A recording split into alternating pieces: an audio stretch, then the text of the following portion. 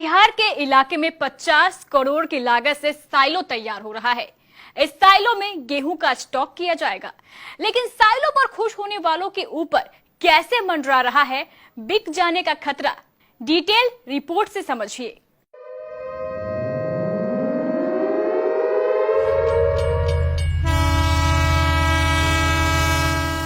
बिहार के लिए काफी गौरव की बात है कि डहरिया स्थित मैलवासा का ये इलाका, यहाँ पे स्टील साइलो का निर्माण कराया जा रहा है। क्या भारत के दूसरे सबसे अमीर अडानी का कटिहार पर कब्जा हो जाएगा? क्या कटिहार में वही होगा जो गौतम अडानी चाहेंगे? बिहार के कटिहार में इसको तैयार किया जा रहा है। 2017 में इसका जो है विधिवत शिलान्यास किया गया था। अगर इस वीडियो को आप स्किप करने जा रहे हैं तो आप बहुत बड़ी गलती कर रहे हैं, क्योंकि हम जो बताने जा रहे हैं वो आपके कल से जुड़ा हुआ है। गौतम अडानी इंडिया के सुपर रिच और नंबर 2 बिलियनियर, जिनकी कुल संपत्ति $25 बिलियन यानी तकरीबन 18 खरब से ज्यादा की प्रॉपर्टी के वो मालिक हैं। 5 साल में अडानी एग्रो की 21 एग्रो कंपनियां रजिस्टर्ड हुई। इनके तहत अडानी देश भर में ऐसे भंडारण घर तैयार कर रहे हैं जिनमें अनाज का स्टॉक हो सकेगा। इस भंडारण घर को साइलो कहा जाता है। पहले सेलो को समझना होगा, जो आमतौर पर लोग सेलो नहीं समझ पाते। सेलो है क्या? तो ये सेलो वो है जो पहले आप अमूमन देखते होंगे कि मिट्टी की कोठी तैयार करते थे। वो लोग अक्सर कहते थे ये कोठी है। ये सारी कंपनियां साल 2014 के मई से 2018 दिसंबर के बीच रजिस्टर्ड हुई हैं। ताजुब की बात तो यह है कि मई 2014 में ही मोदी सरकार ने सत्ता संभाली और मई के आखिरी हफ्ते में अडानी की 5 कंपनियों की फाइल पर साइन हो गया। उसके पहले कांग्रेस सरकार में भी 2 फाइलों पर साइन हो चुका था। किसान आंदोलन के बीच ये इशू बार बार उठाया जा रहा है कि अडानी लोगों से अनाज खरीदेंगे और फिर उसे ऊंची कीमत पर बेच देंगे। किसानों की चिंता लाजिमी भी है। अडानी की 21 एग्रो कंपनियां बिहार, उत्तर प्रदेश, पंजाब, मध्य प्रदेश, कर्नाटक और कुछ असम के इलाके में खोली जाएंगी। पंजाब, हरियाणा, अन्य राज्यों से जो धान और चावल और गेहूं की जो प्राप्ति होगी वहां से लाया जाएगा। इसके लिए जो है पटरी तैयार कर दिया गया है, इसको कनेक्ट कर दिया गया रेलवे से। बिहार के कटिहार के अलावा दरभंगा, समस्तीपुर, उत्तर प्रदेश में कन्नौज, पंजाब के भटिंडा, बरनाला और इसके अलावा मध्य प्रदेश के देवास, होशंगाबाद, सतना, उज्जैन और इसके अलावा मनसा और मोगा जैसे इलाकों में साइलो तैयार किया जाना है। पूरे देश में 6 जगह साइलो का निर्माण होना था। जैसे हरियाणा में 2 जगह, पंजाब में एक जगह, आसाम में 1 जगह, दिल्ली में 1 जगह और बिहार के कटिहार में 1 जगह। साइलो दरअसल दिखने में ऐसा होता है। बड़े बड़े स्टील के चैम्बर, जिन्हें आप गोदाम कह सकते हैं, वो तैयार किए जाते हैं और उनमें अनाज स्टॉक किया जाता है। लेकिन हम बात करते हैं कटिहार में बन रहे साइलो की, जिसकी कैपेसिटी 50,000 मीट्रिक टन अनाज भंडारण की है। इसे 50 करोड़ की लागत से तैयार किया जा रहा है, जिसमें सिर्फ गेहूं का भंडारण होगा। अब सवाल उठता है कि इतने बड़े ढांचे को खड़ा करने के लिए जमीन कहां से आई? तो अडानी ग्रुप को यह जमीन भारत सरकार ने मुहैया करवाई। सरकार की मेहरबानी देखिए कि एफसीआई की खाली पड़ी 60 एकड़ में से 20 एकड़ जमीन अडानी को दे दी गई। अब आप जो गेहूं उगाएंगे उसे अडानी बाजार भाव यानी 10 से 15 रुपए प्रति किलो के भाव से खरीदेंगे और फिर मार्केट में 35 से 40 रुपए प्रति किलो की रेट से आटा बेचेंगे। मैं ये क्यों कह रहा हूं, अब इसे भी समझिए। आप सब लोग मार्केट जाते हैं, वहां पर मिलने वाले 5 किलो या 10 किलो के फॉर्च्यून आटे की कीमत आसानी से पता कर सकते हैं, जिसकी 10 किलो के पैकेट की कीमत 350 या उससे ज्यादा है। अब अडानी ग्रुप की तरफ से जो सफाई आई है उस पर भी गौर करिए। अडानी ग्रुप का कहना है कि वो ना तो सीधे लोगों से अनाज खरीदती है और ना ही किसी अनाज का बाजार रेट तय करती है।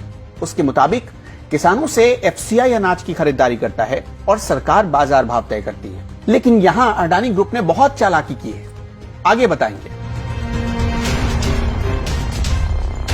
हमने इसके बारे में थोड़ी और डिटेल्स जुटाई। अडानी ने अपनी वेबसाइट पर खुद बताया है कि 700 करोड़ में उसने एफसीआई से करार किया था, जो पूरा हो चुका है। इस प्रोजेक्ट के तहत खाद्य सामग्रियों की हैंडलिंग यानी रखरखाव, बेस डिपो से खाद्यान्न का उठाव यानी खाद्यान्न उठाना, अनाज की साफ सफाई, भंडारण, उसका ट्रांसपोर्टेशन यानी एक जगह से दूसरी जगह ले जाना, ये सारे अधिकार अडानी के पास है। आगे बताते हैं कि इस प्रोजेक्ट का मकसद है किसानों के लिए नया मार्केट यार्ड तैयार करना, बिना कमीशन एजेंट के किसानों की फसल की खरीद करना, दावा किया गया है कि मंडी में जहां किसानों को अपनी फसल बेचने के लिए 2 से 3 दिन लग जाते हैं, अडानी के पास सिर्फ 1 घंटे में फसलें बिक जाएंगी। यानी अब किसान सीधे अडानी के इस गोदाम में जाकर फसल बेच सकते हैं। यानी अडानी की सफाई यहां पर खारिज हो जाती है। वो एक तरफ खुद किसानों को बुला रहे हैं कि आप आइए और अपनी फसल मुझे बेच दीजिए, और दूसरी तरफ वो ये भी बता रहे हैं कि 700 करोड़ में उन्होंने एफसीआई वाले सारे अधिकार खरीद लिए।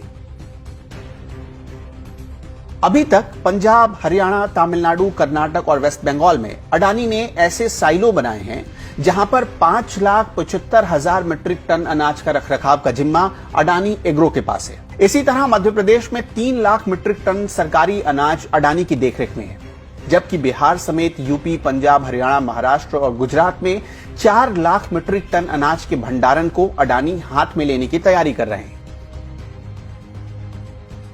यानी वो सारे काम अब अडानी के हाथ में धीरे धीरे आ रहे हैं जो पहले एफसीआई खुद करती थी, और धीरे धीरे ये व्यवस्था पूरे देश में लागू होती जा रही है। यानी एफसीआई इस वक्त पूरी तरह अडानी के कंट्रोल में आ चुकी है। किसानों को इसी बात का डर था।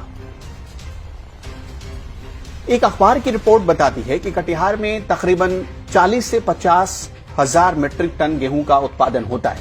यानी जितना गेहूं आप उपजाएंगे वो सब अब अडानी लेकर चले जाएंगे। सबसे बड़ी चिंता यही है, लेकिन लोग इसे ना समझने की भूल कर रहे हैं। इसके साथ एक और बड़ी चिंता है। सरकार ने अडानी एग्रो के भंडारण स्टॉक की कोई लिमिट तय नहीं की है। यानी अडानी जितना चाहें उतने अनाज का भंडारण कर सकते हैं, और ये लिमिट तय हो भी नहीं सकती है, क्योंकि कागज पर अडानी सरकार के लिए यानी एफसीआई के लिए अनाज खरीद रहे हैं, और यही सबसे बड़ा लूप होल है। यानी अनाज तो अडानी खरीद रहे हैं, लेकिन कंधा सरकार का है।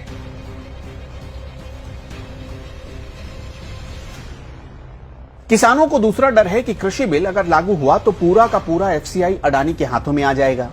फिर अनाज किस स्तर पर खरीदना है, किस स्तर पर बेचना है, ये भी अडानी ही तय करेंगे। यानी ये जो पूरी व्यवस्था की गई है, इसमें ना तो किसानों को कोई फायदा नजर आ रहा, ना ही आम आदमी को कोई फायदा दिख रहा है। फायदा अगर किसी का है तो अडानी का और सरकार का। लिहाजा कृषि बिल के विरोध के साथ साथ लोग अडानी का भी विरोध कर रहे हैं। और अगर आप कटिहार में बन रहे साइलो की तस्वीर को देखकर फूले नहीं समा रहे, आपको लगता है कि कटिहार अब बदलने वाला है, तो ये आपकी सबसे बड़ी गलतफहमी साबित हो सकती है। आखिरकार किसानों को यह डर क्यों है कि अडानी धीरे धीरे उनके खेतों और उनकी फसलों पर कब्जा कर लेंगे? इसका एक बहुत बड़ा एग्जाम्पल हमारे पास है। मोदी सरकार के सत्ता में आने के बाद अडानी ने सबसे पहले मुंद्रा में इंडियन ऑयल के डिपो के लिए 30,000 करोड़ में एक जॉइंट वेंचर किया था। ये जॉइंट वेंचर इंडियन ऑयल और अडानी के बीच हुआ था। यहीं से कहानी शुरू हुई। धीरे धीरे 3 सालों में इंडियन ऑयल के गैस सेक्टर पर अडानी का कब्जा हो गया। सबसे पहले 12 अगस्त 2018 आते आते अडानी को देश में 21 शहरों में गैस बिजनेस का लाइसेंस मिला। इंडियन ऑयल कॉर्पोरेशन की गैस डिस्ट्रीब्यूशन अडानी के हाथ में आ गई और उसका नाम हो गया Indian oil Adani gas private limited. कुछ महीनों बाद इंडियन ऑयल ने देश भर में गैस डिस्ट्रीब्यूशन और पाइपलाइन मैनेजमेंट सब कुछ अडानी को दे दिया, पीपीपी मोड पर। इसमें पीएनजी यानी पाइपलाइन से घरों तक पहुंचने वाला गैस, एलपीजी यानी गैस सिलेंडर जो आपके घरों में मौजूद है, और सीएनजी तीनों शामिल है। केरल का एर्नाकुलम, पंजाब का चंडीगढ़, उत्तर प्रदेश का प्रयागराज, दमन, उत्तराखंड का उधम सिंह नगर, बिहार का नालंदा और गया, हरियाणा का पंचकुला, केरल का त्रिशूर और पश्चिम बंगाल का बर्धमान, ऐसे दर्जनों इलाके हैं जहां पर इसका प्रोजेक्ट चल रहा है। ये इस वक्त सबसे ताजा और जीता जागता उदाहरण है। इसलिए कहीं फ्यूचर में फूड कॉर्पोरेशन ऑफ इंडिया का नाम Adani food corporation of India ना हो जाए, बस इसी बात का डर खाया जा रहा है, और ये डर वाजिब भी लगता है। केबीसी के लिए ब्यूरो रिपोर्ट।